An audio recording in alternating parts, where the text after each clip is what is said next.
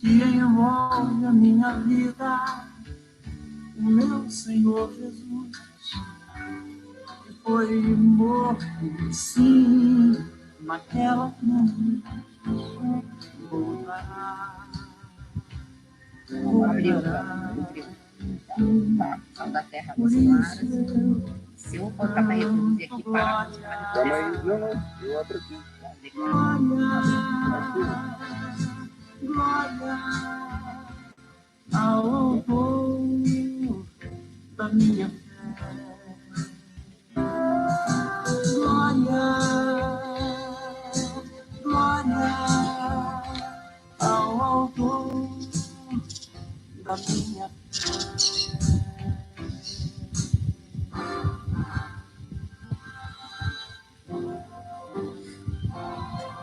Glória ao Senhor, glória ao Senhor, glória ao Senhor, o autor da minha fé. Glória ao Senhor, glória ao Senhor,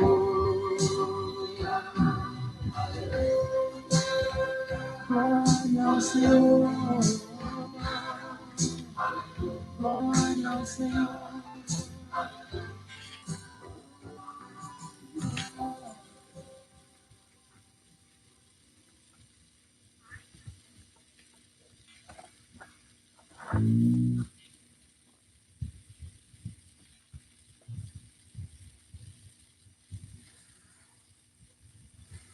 Bom dia, bom dia. Se essas duas pessoas que estão linkadas aí estão ouvindo bem minha voz, me dá um joinha aí. Joia, que bom, estão ouvindo. Graças a Deus, graças a Deus. Ok.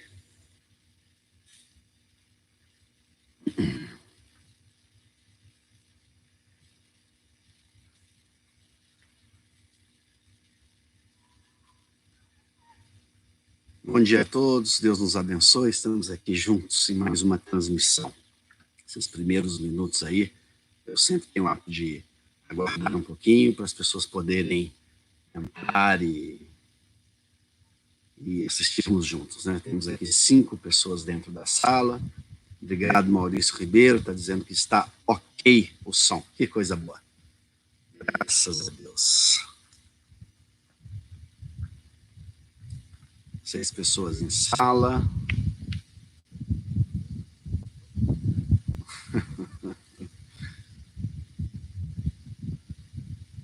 Ok. Pois é. Com esse vento aqui, esse meu cabelo, talvez temos mais um culto arrepiante. Arrepiante. Talvez. Ai, o vento ele sempre é contrário ao meu cabelo. Que coisa boa, que coisa boa. Olha aí. Bom dia, Diana Cunha. Tudo certo, graças a Deus. Joia demais, Diana. Bom dia, que Deus te abençoe.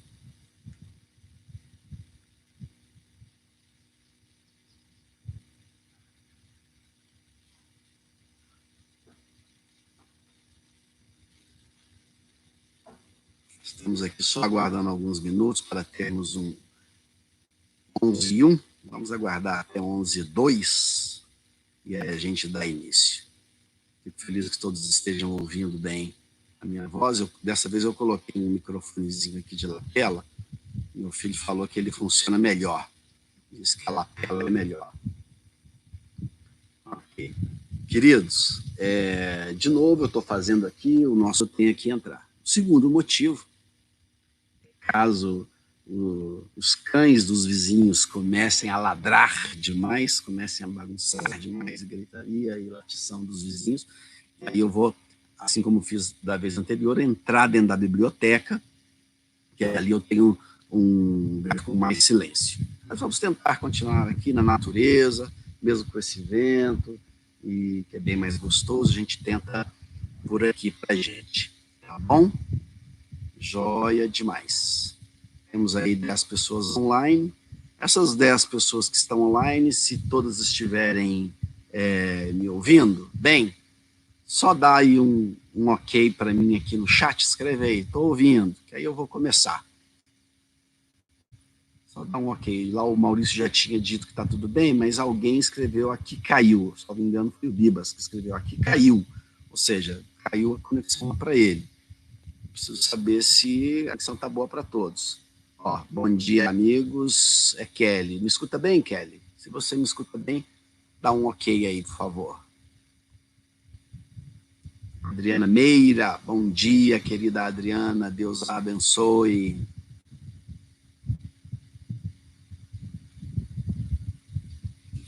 Bom dia, Amanda Moura. Que alegria estar aqui conosco, Amanda Moura. Bom dia, que Deus a abençoe também. Que seja um domingo de bênção para você e para todas as mães.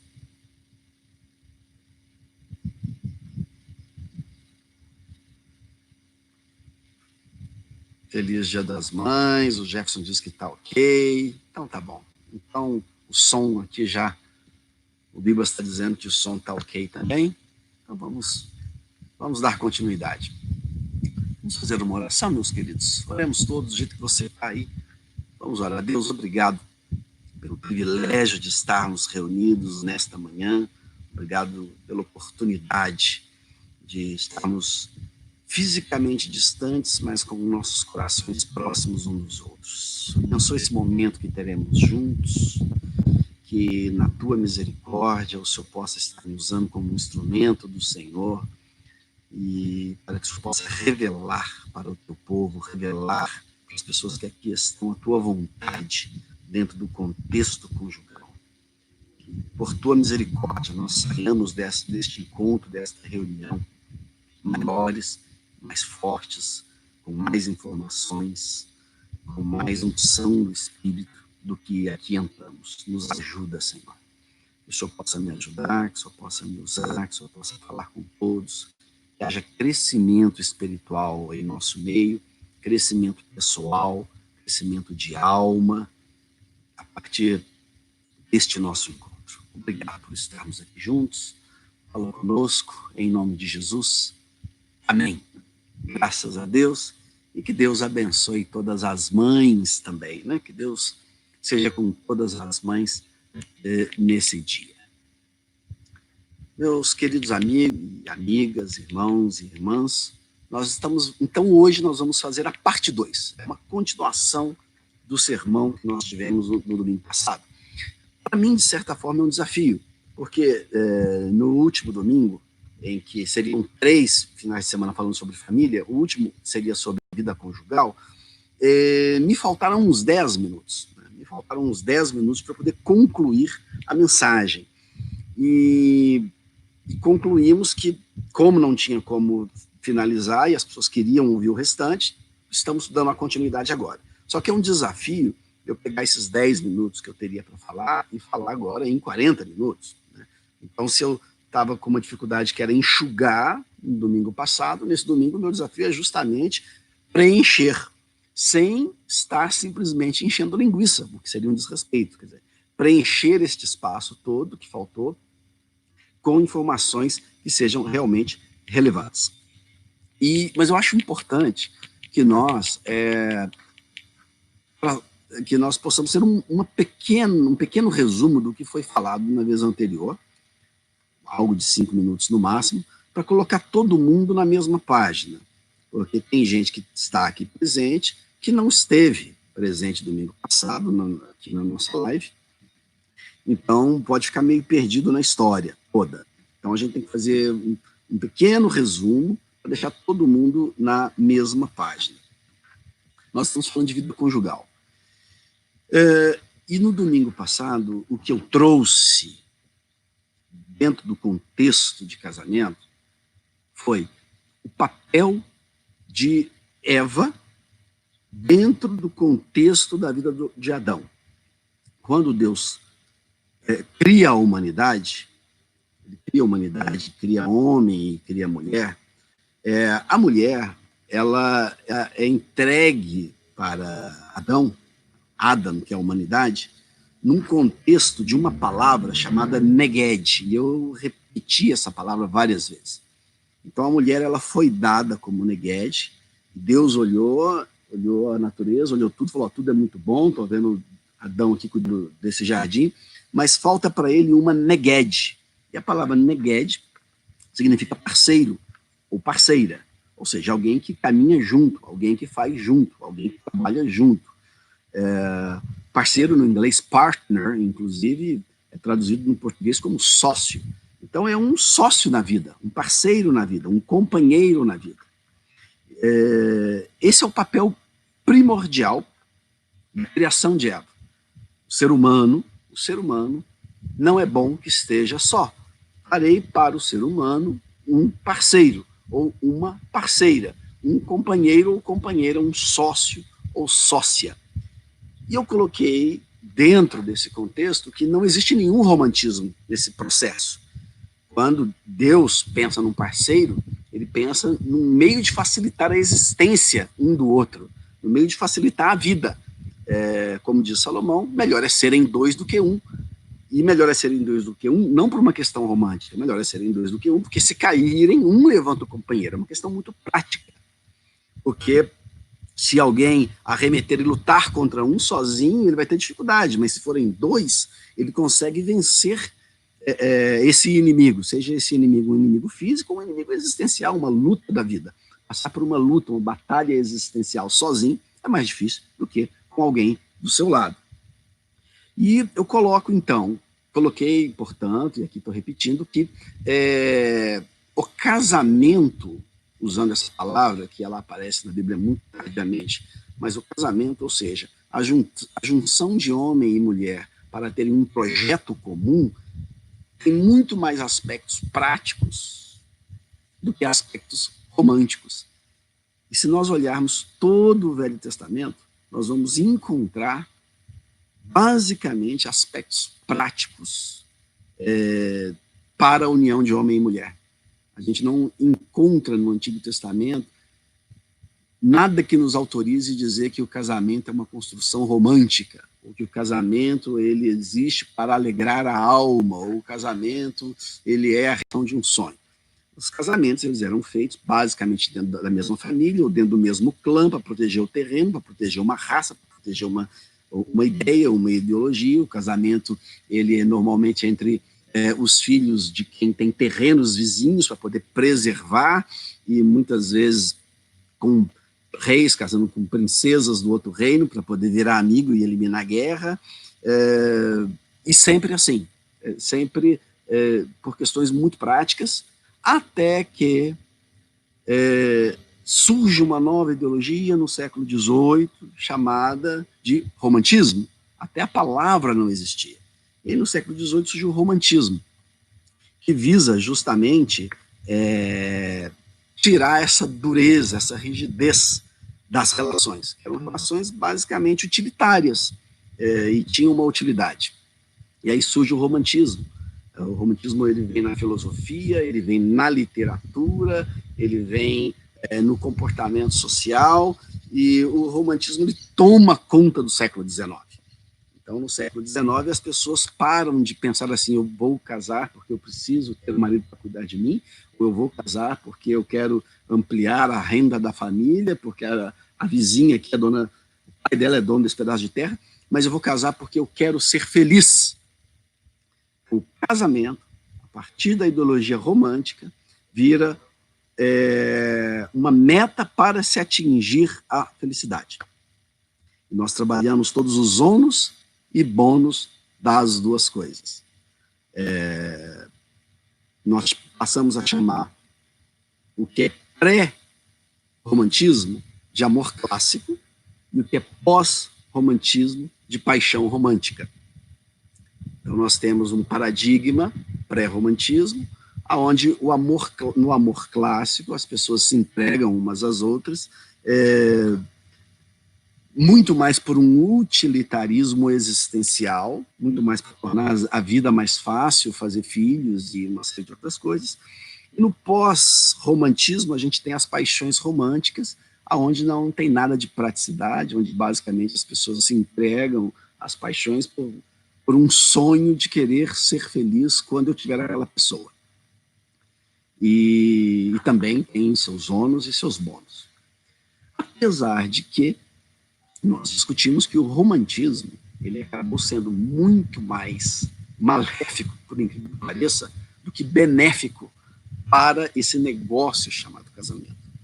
Porque além das dificuldades todas naturais da vida a dois, quando a sociedade compra a ideologia romântica e dizendo que ela tem que fazer parte do casamento, traz um peso muito extra para esse negócio chamado casamento.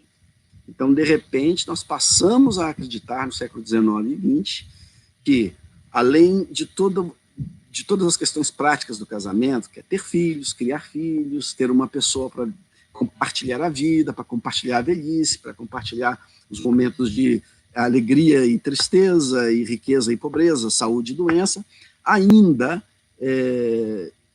com esse parceiro ou parceira, eu tenho que ter um sexo extraordinário a vida toda, eu tenho que ter momentos de romantismo, e romantismo o tempo todo, eu tenho que ter aquela pessoa que a literatura chama de alma gêmea, então essa pessoa ela tem que encontrar em mim, só em mim, todos os atributos necessários para a felicidade dela, e eu só posso encontrar nela, nessa outra pessoa, para a minha felicidade, todos os atributos têm de estar nessa outra pessoa, e isso traz um peso, porque na prática as coisas nós sabemos que elas não são assim. E dentro dessa história da parceria, da Neged, a gente traz o peso do romantismo, que traz uma certa dificuldade. E aí eu falei do amor clássico, da paixão romântica, que é uma paixão idealizada, li sobre vários comentários sobre as duas coisas, e paramos nesse ponto, e a partir daqui a gente vai continuar e tentar continuar. Eu passeei muito pelo Antigo Testamento, e agora nós vamos passear pelo Novo Testamento. E não vai ser um exercício assim tão fácil, tão simples, mas nós temos que fazer isso daí. Tá? Pegar e dissecar no contexto bíblico o papel do casamento no Novo Testamento. Eu queria começar dizendo sobre a paixão romântica. A paixão romântica, ela de fato inexistia como uma necessidade conjugal até 3 séculos atrás.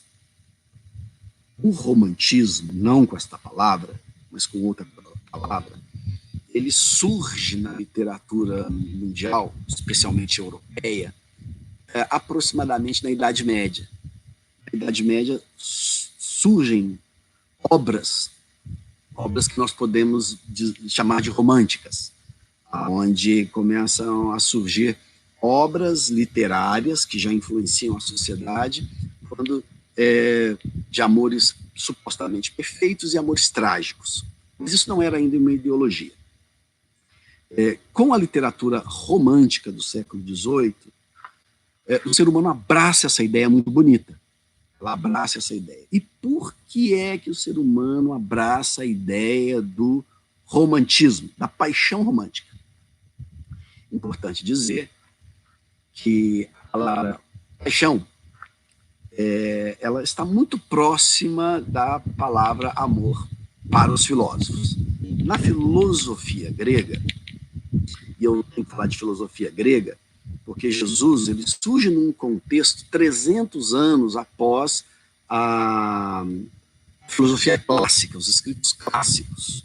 E aí, por escritos clássicos da filosofia, a gente está falando de Platão, de Aristóteles, Sócrates, e aquela turma toda, que foram os primeiros grandes filósofos.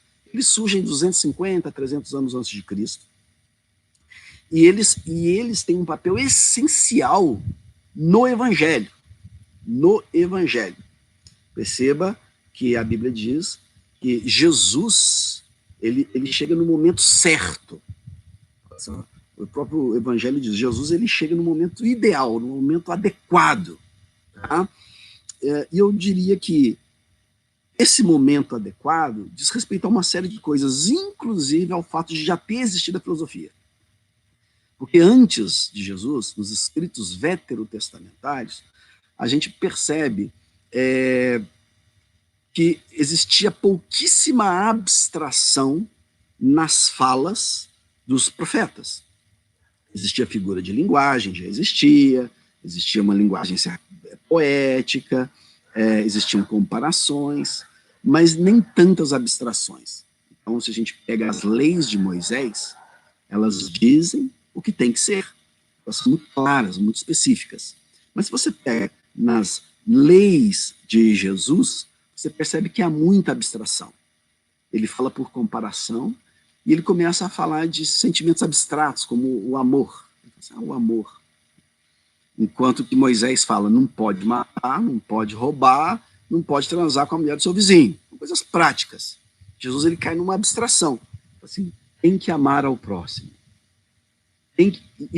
E aí ele fala duas coisas complicadas. Tem que amar, ok, vamos definir amor, o que é amor, e o próximo, vamos, ok, o que é o próximo? Vamos definir esse próximo aí. Então ele começa a trazer questões complexas. E as pessoas da sua época, e logo depois da sua época, e principalmente ali na Grécia, por onde o Evangelho foi, as pessoas só conseguiam entender o que Jesus queria dizer justamente porque já existia a prática da filosofia. Já tinham se passado 300 anos em que o homem já tinha conseguido, por meio do seu telencéfalo altamente desenvolvido, começar a pensar em abstrações. O ser humano, ele não abstrai desde quando ele é ser humano.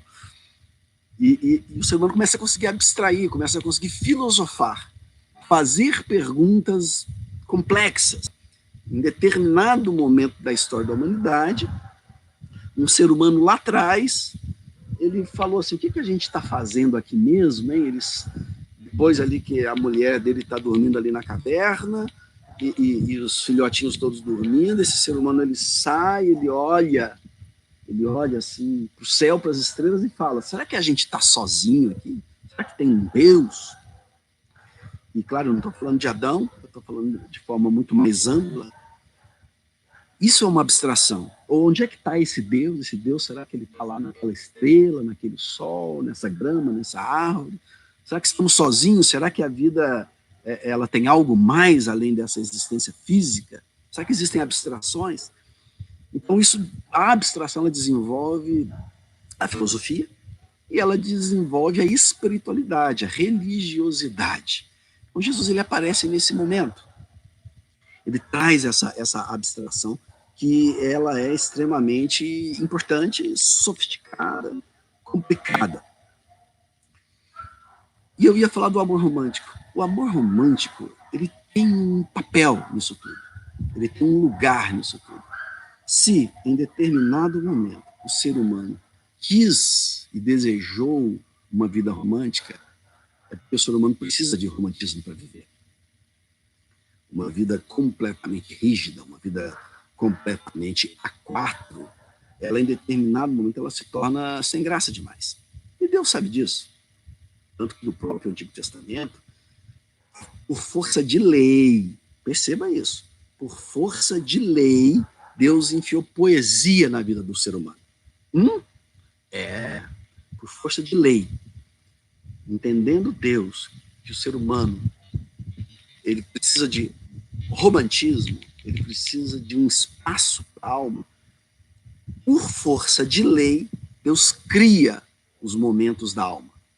Deus fala assim, você vai trabalhar 6 dias, mas no 7º, você vai gozar da vida, você vai descansar. Não, tem que trabalhar, tem que arar a terra. Não existia calendário, percebam isso, não existia um calendário complexo. E perceba a importância do trabalho no momento em que não tem dinheiro para ir na venda comprar, onde tudo tem que ser tirado, e onde todos os dias as ovelhas fazem cocô no quintal, onde todos os dias árvores caem das fruteiras, todos os dias. Um trabalho que nunca para, né? a roupa está sempre sujando, a comida tem que ser feita todo dia. São trabalhos que não param. Deus fala assim, para. São 6 dias para trabalhar e no 7º é para descansar. Por quê? Para você ter um descanso, para você ter uma vida poética. Ah, será que vale a pena? Aí ele fala assim, já sei como é que eu faço, eu meto medo nesse povo, eu crio uma lei e meto medo, que aí o povo descansa. Porque se você não descansar, é maldição, não vai cumprir a lei, eu vou matar seus bichos, vou acabar com tudo. Ai, meu Deus, então deixa eu descansar. E aí o pessoal começa a descansar. Deus sabe da necessidade do homem de ter descanso. Deus conhece a necessidade dessa máquina. Se ela trabalhar sem parar, ela vai pirar. Então Deus cria por força de lei o momento do descanso. O dia do descanso. As pessoas não tinham consciência dessa necessidade. Hoje, qualquer terapeutazinha de qualquer esquina aí sabe que o ser humano precisa de descanso. Isso é da compreensão de todo mundo, mas não era da compreensão na antiguidade. Então, por força de lei, Deus cria o descanso. No momento de você não fazer nada, de você só ficar na rede, de você só ficar na abstração, só olhando os pássaros, curtindo a natureza, e a sua mãe não vem aqui, vai lavar a louça, não. Ao contrário, se for lavar, ela vai brigar. Não é, porque senão Deus vai ficar aborrecido, é para ficar na rede, curtindo a vida. Hoje é dia do descanso, é o dia do nada. Deus cria o dia do nada. E não para aí, não. Deus fala assim, além de uma vez por semana você não fazer nada, ficar no dia do descanso, e você dizer que está fazendo isso para Deus, e Deus está fazendo isso por você, não é para ele, que ele não precisa que você dê um dia para ele. Não tem essas vaidades, assim, ai meu Deus, como eu me sinto mais Deus agora que estão me dando um dia. Era tão triste antes de eu ter um dia, imagina. Não faz sentido. Deus não precisa de um dia para ele. Ai, a humanidade está me dando um dia agora, nossa, agora minha vaidade. Deus não fez isso por Deus. Deus fez isso por nós, é óbvio. É pra gente. Só que se ele contasse isso lá atrás, na nossa baixa abstração, a gente não ia entender. Então ele diz que é para ele, põe medo, e aí o povo faz. Mas ele não para aí. Ele cria também as festas. Por lei. Tem que festar. Tem que ter momento de alegria. Tem que dançar. Ah, mas eu não quero por lei. Vai ter a festa das barracas, a festa das colheitas, a festa da Páscoa. De 3 em 3 meses vai ter uma festa. Vai ficar uma semana sem fazer nada. Vai matar o boi, fazer churrascada, matar a ovelha, fazer churrascada, o pão, ninguém vai ter que colher nada. Nós vamos ter de 3 em 3 meses. Mas por que essa festa? É para mim. Ah, não, se é para o Senhor a gente faz. Mas não é necessariamente para Deus. Tem uma função religiosa, mas é Deus olhando para o homem e falando assim, se o homem só trabalhar, ele pira, ele enlouquece, não dá certo, não é mais um bicho. Tem que ter, então, um momento na semana de reflexão, que é o que a gente está fazendo aqui agora, reflexão, análise, oração. No Oriente, eles chamam isso de, como é que chama lá? Já até me esqueci, quando a pessoa fica só pensando, alguém, como é que chama quando fica lá no Oriente só, o monge, ele faz o quê? Transcendental? Meditação. Então, lá no Oriente eles chamam isso de meditação, a gente já chama isso de oração, é mais ou menos a mesma coisa, são exercícios semelhantes, sendo que no caso da oração, você e Deus, no caso da meditação é mais você com você mesmo, né? Mas enfim, são momentos de acalmar. Deus sabe dessa necessidade, e Deus sabe da necessidade de festar. De festar. Festa das barracas, festa das colheitas, festa da Páscoa, 3 em 3 meses tem que matar o boi, tem que matar a ovelha, tem que ter dança. E essas festas do Antigo Testamento, meus irmãos, eram festas mesmo. Não era festa de mentira, não. É festa, festada. Festa de festa. E tanto que a ceia do Senhor, ela é a festa da Páscoa, né? Ela é uma analogia da festa da Páscoa. A própria Páscoa era uma grande festa, durava vários dias e as pessoas bebiam, comiam, se divertiam, as famílias se encontravam, e obviamente existia toda uma reverência ao Senhor em determinado momento, que o sacerdote coordenava tudo, mas as pessoas estavam de verdade num momento de alegria da alma. Alegria porque está vendo os irmãos, alegria porque está podendo matar um boi, alegria porque está lembrando que os antepassados foram libertos lá dos egípcios, alegria pelo Senhor. Isso tudo é uma vida romântica. Isso tudo faz parte do romantismo da vida. Ou seja, de olhar para a alegria da alma, para alimentar a alma com alegria, com coisas boas e etc. O homem tem essa carência, essa necessidade. Deus sabe disso. Mas o homem, como ele é craque em bagunçar as coisas, o romantismo ele traz isso de maneira exacerbada. Ele traz essa necessidade que o homem tem de alegria, de festa, de mesa cheia, de isso faz bem para a alma, traz isso para o casamento, dizendo o seguinte: o casamento tem que ser assim. Esse é o recado intrínseco do romantismo, enquanto ideologia. Você tem que procurar alguém, se casar com alguém, que torne a sua vida uma paixão eterna, romântica, e um tesão o tempo todo, e uma coisa assim que é fantástico, é um namoro eterno. Obviamente que se trouxe um peso severo demais. Eu e Simone, nós por muitos anos, nós tivemos trabalhos com casais. Fomos conselheiros de casais e líderes de casais. Esse ano, inclusive, iniciamos um trabalho novo, chamado Caminhada Conjugal, fechado com um pequeno grupo. Infelizmente, o coronavírus freou esse trabalho, né? Um trabalho que tem que ser feito pessoalmente. Assim que terminar o coronavírus, a gente volta. Mas nos nossos trabalhos com casais, nas nossas lideranças conjugais que tivemos, um aspecto que a gente sempre trouxe e levantou para os casais era a importância de manter acesa a chama da paixão. Manter acesa a chama do romantismo. E a gente sempre deu dicas. Tem que manter acesa a chama da paixão, a chama do romantismo. Por que a gente dizia isso? Por duas coisas. A primeira, porque é uma necessidade do ser humano. O ser humano, ele tem necessidade do lúdico, ele tem necessidade do especial, ele tem necessidade de se sentir especial, ele tem uma carência da alegria. Isso faz parte da gente, ele deseja isso. Isso é um motivo. Segundo, por que dizer que tem que manter a chama da paixão? Se essa chama jamais apagasse, eu jamais diria que tem que fazer um esforço para manter acesa.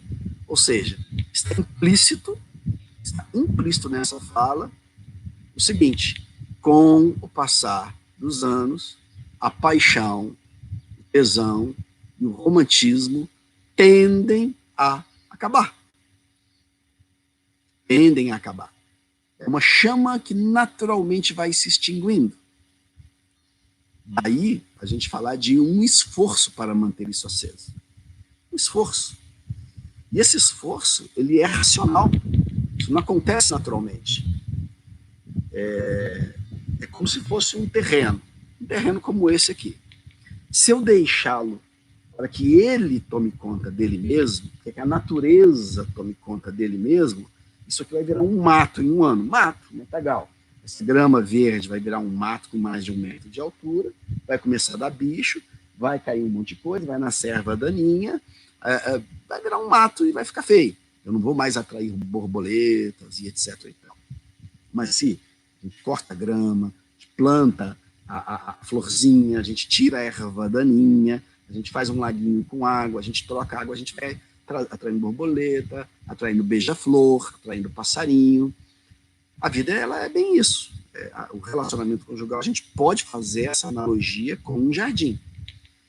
Se eu cuido e cuidar do trabalho, eu vou atrair coisas boas, borboletas. Se eu não cuido, vai ficar feio. A vida, naturalmente, ela tende ao caos. Ela tende ao caos. E isso em todas as áreas. E esse é um assunto complicado, né? Ele é complicado porque a gente pode usar, porque na vida tudo é assim, né? Qualquer área, administração, não cuida da empresa, não. A planta, não cuida da planta, não. Comida, não cuida da comida, não. Criança, não educa e não cuida da criança, não. Qualquer área, se pensar, tudo tende ao caos se não for cuidado.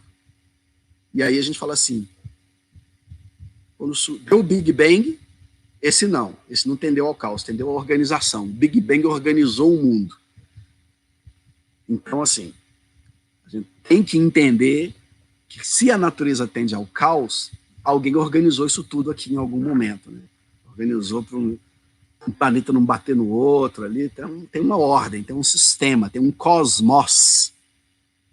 Sistema, existe um sistema, então eu teria que entender que alguém botou ordem nesse sistema, porque ele sozinho ele tenderia ao caos, como tudo tende ao caos se alguém não estiver controlando, e é por isso que a Bíblia diz que é Deus quem controla o universo.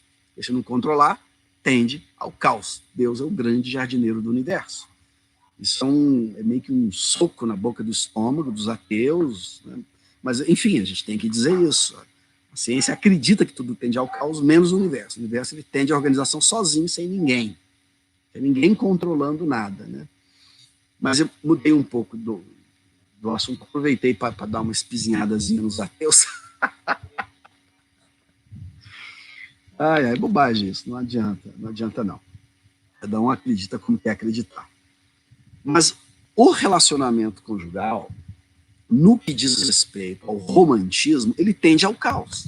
Se nós não prestarmos atenção, não cuidarmos e não olharmos, ele vai tender ao caos.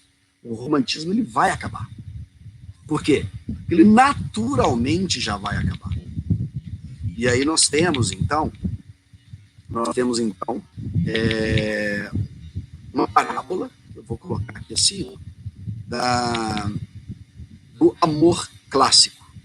E quando as pessoas se conhecem, elas não têm amor uma pelas outras, elas têm paixão.